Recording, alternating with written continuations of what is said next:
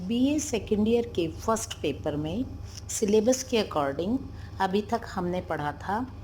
अब इसी क्रम में हम आगे पढ़ेंगे काव्य शास्त्र। काव्य शास्त्र जो है, काव्य शास्त्र के अंतर्गत हम लोग जो है क्या क्या सिलेबस पढ़ेंगे ये भी मैं आपको एक बार बता देती हूँ कि काव्य शास्त्र में पहला तो जो है,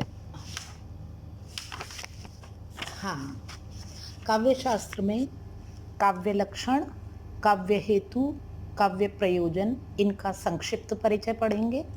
नायक भेद, नायिका भेद भी पढ़ेंगे। और इसके अलावा काव्य शास्त्र में एक बिंदु और है प्रमुख छंदों का, जिसमें हम पढ़ेंगे दोहा, चौपाई, चौपई, कुंडलियाँ, कवित्त, गीतिका, हरिगीतिका, रोला, उल्लाला, मालिनी, सवैया और द्रुत विलंबित छंद। तो ये तो था काव्य लक्षण का, काव्य शास्त्र का सिलेबस हमारा।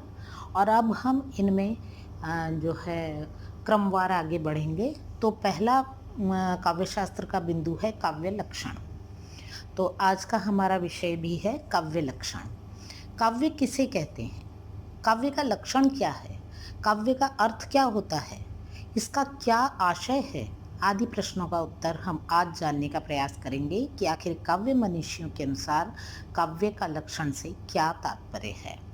आज हम इस विषय पर संस्कृत, हिंदी व अंग्रेजी के प्रमुख विद्वानों द्वारा दी गई कतिपय परिभाषाओं से काव्य लक्षण को जानेंगे।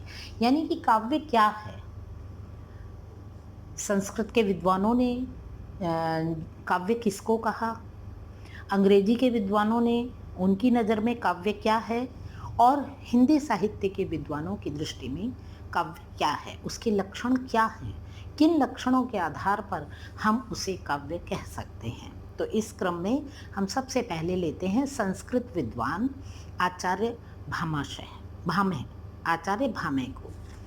उन्होंने अपनी पुस्तक काव्यालंकार में लिखा, शब्द और अर्थ जहाँ साथ हों, काव्य गद्य और पद्य दो प्रकार के होते हैं। अर्थात उन्होंने संस्कृत में लिखा, शब्दार्थो सहितो काव्यम गद्यम पद्यम च द्विविधा, दोनों विधाएं, द्विविधा, शब्द और अर्थ के साथ में जहाँ काव्य है वही काव्य है। और काव्य की दो विधाएं हैं, गद्य काव्य और पद्य काव्य। इसके पश्चात आते हैं संस्कृत के दूसरे आचार्य मम्मट। उन्होंने अपनी पुस्तक काव्य प्रकाश में लिखा, ऐसा शब्दार्थ जो दोष रहित, गुण सहित व कभी कभी अलंकार रहित हो, वही काव्य है। आचार्य विश्वनाथ इस संदर्भ में लिखते हैं, साहित्य दर्पण नामक उन्होंने अपनी पुस्तक में लिखा, वाक्यम रसात्मकम काव्यम, रसात्मक वाक्य ही काव्य है। यानी कि साहित्यिक रसों से पूर्ण वाक्य काव्य कहलाता है।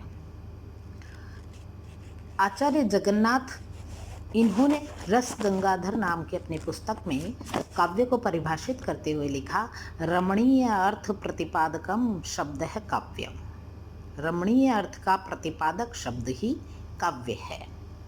इसके पश्चात हम पढ़ते हैं अंग्रेजी साहित्य के विद्वानों ने कविता किसको कहा, काव्य किसको कहा, काव्य के लक्षण क्या बताए।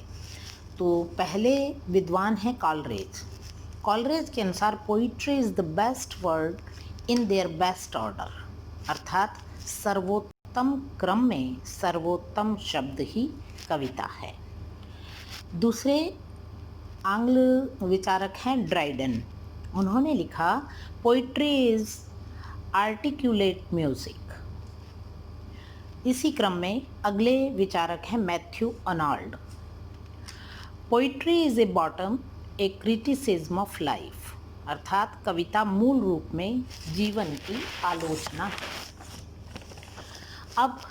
अभी तो हमने आलोचक पढ़े संस्कृत भाषा के, अंग्रेजी भाषा के, और अब हिंदी भाषा के विभिन्न विद्वानों ने काव्य के लक्षण क्या बताए। तो सबसे पहले हम पढ़ेंगे आचार्य रामचंद्र शुक्ल जी ने क्या कहा। आचार्य रामचंद्र शुक्ल के अनुसार काव्य लक्षण के विषय में लिखा गया, जिस प्रकार आत्मा की मुक्तावस्था ज्ञान दशा कहलाती है, उसी प्रकार हृदय की मुक्तावस्था रस दशा कहलाती है। हृदय की इसी मुक्ति साधना के लिए मनुष्य की वाणी जो शब्द विधान करती आई है, उसे कविता कहते हैं। महावीर प्रसाद द्विवेदी ने काव्य लक्षणों के बारे में लिखा, प्रभाव डालने की क्षमता और आनंद प्रदान करने की शक्ति ही काव्य है। छायावाद की प्रसिद्ध कवियत्री महादेवी वर्मा ने लिखा, कवि विशेष की भावनाओं का चित्रण है और वह चित्रण इतना ठीक है कि उससे वैसी ही भावनाएं किसी दूसरे के हृदय में आविर्भूत होती हैं। आविर्भूत यानी पैदा होती हैं। सुमित्रानंदन पंत ने लिखा, कविता हमारे परिपूर्ण क्षणों की वाणी है। कवि जयशंकर प्रसाद ने काव्य लक्षण के बारे में लिखा, सत्य की अपने पूर्ण सौंदर्य के साथ अभिव्यक्ति ही काव्य है। कवि ठाकुर ने लिखा, पंडित और प्रवीणन को जोड़ चित्त हरे, सो कवित्त कहावे। बाबू गुलाब राय एक नामचीन नाम है, उन्होंने लिखा, काव्य संसार के प्रति कवि की भाव प्रधान मानसिक प्रतिक्रियाओं के श्रेय को देने वाली अभिव्यक्ति ही काव्य है। और अंत में चिंतामणि लिखते हैं, अलंकार सहित दोष रहित शब्दार्थ युक्त कविता ही काव्य है। तो काव्य लक्षणों में आपने इन प्रमुख संस्कृत के, अंग्रेजी के और हिंदी के विद्वानों के द्वारा कविता किसे कहा जा सकता है, इन परिभाषाओं से स्पष्ट हो गया होगा। अगले टॉपिक में मिलेंगे।